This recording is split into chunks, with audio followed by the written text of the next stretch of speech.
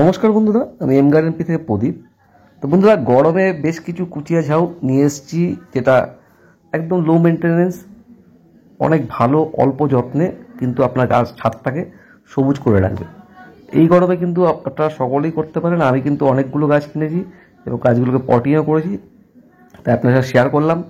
এই গাছটা অন্ততপক্ষে অক্টোবর নভেম্বর পর্যন্ত গাছটা থাকবে, খুব ভালো হবে, একদম সবুজ হয়েই থাকবে। আর যারা এখনও কেনেননি, ভাবছেন ছাদটা গরমে একদম ফাঁকা ফাঁকা থাকবে, তারা অবশ্যই কিনে ফেলুন বেশ কিছু কুচিয়া ঝাউ।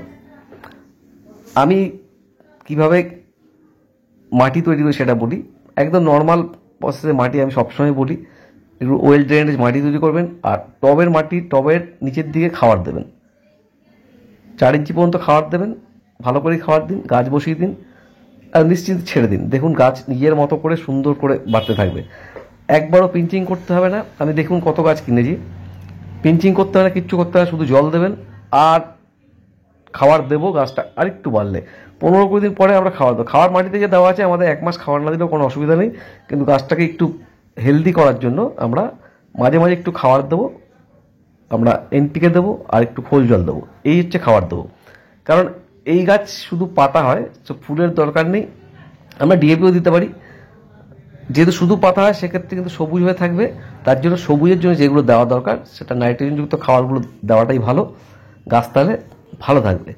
আর ছাদটা কিন্তু আলো করে রাখবে, একটু কথা দিতে পারি। কারণ আমি কদিন পরেই, বেশি দিন হয়নি গাছগুলো বসিয়েছি, কদিন পরে আপনাদের দেখাবো কত সুন্দর ঝোপালো এবং ভালো মানের গাছ হয়েছে।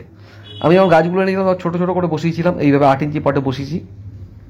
আগে পরে হয়েছে, একদিনে আমি অতগুলো গাছ বসাতে পারিনি, কিন্তু গাছ কত তাড়াতাড়ি বেড়ে উঠেছে। এখনই দেখুন তার সৌন্দর্য রূপ। তো এখনই এতটা সুন্দর লাগছে ছোট অবস্থায়। এই গাছটা কিন্তু অনেকটাই বড় হবে, প্রায় 1.5 ফুটের মতন বড় হবে, এইটা হবে। আর পুরো টব জুড়ে ঝোপালো হয়ে থাকবে। তো আপনারা যারা ভাবছেন গরমে ছাদটা ফাঁকা থাকবে, তারা অবশ্যই কিছু কুচিয়া ঝাউ বাইরে থেকে কিনে নিন। এগুলো ছোটো গাছ কিনবেন না একদম, আমি যে চারাগুলো দেখালাম ওই ধরনের চারা কিনবেন। ওই ধরনের চারা কিনলে কিন্তু মরবে না, সহজেই বেঁচে যাবে। মানে এই গরমে তো ছোটো চারা কেনাটা একটু রিস্ক থেকে যায়, মানে একবার গরম তাপ খেয়ে গেলে সেটা রিকভার করতে পারে না। তার জন্য বলবো একদম ছোটো চারা কিনবেন না, একটু বড় চারা কিনুন, কিনে বসান। দেখুন ছাদটা কিন্তু সম্পূর্ণ সবুজ হয়ে থাকবে। আমি পরে আপডেট অবশ্যই থাকবে কেমন গাছগুলো হয়েছে, সেটা তো অন্য যে কোনো ভিডিওতে আমি আপনাদেরকে দেখাবো যে গাছগুলোর অবস্থা এই রকম।